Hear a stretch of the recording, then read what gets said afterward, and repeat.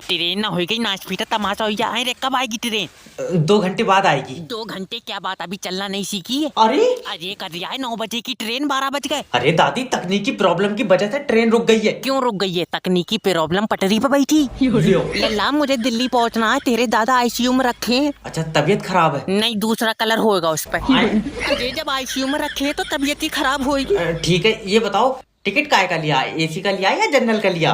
ये दोनों लेट पहुंचेंगे, मैंने ट्रेन का लिया। अरे इन्हें बता कौन है यार ट्रेनों के। अरे टीटू का फोन। हाँ टीटू। दादी दादा ने दम तोड़ दिया। और रखो उसके बराबर में। वो तो तोड़ ही देगा। दादी, उसका मतलब है कि दादा आप सांस नहीं ले सकते। अब नहीं ले सकते, उससे 2 दिन से नहीं ले मिल रही है, ऑक्सीजन लगी। बुढ़िया बहुत। ट्रेन ना हो गई, नाच पीटा तमाशा हो गया।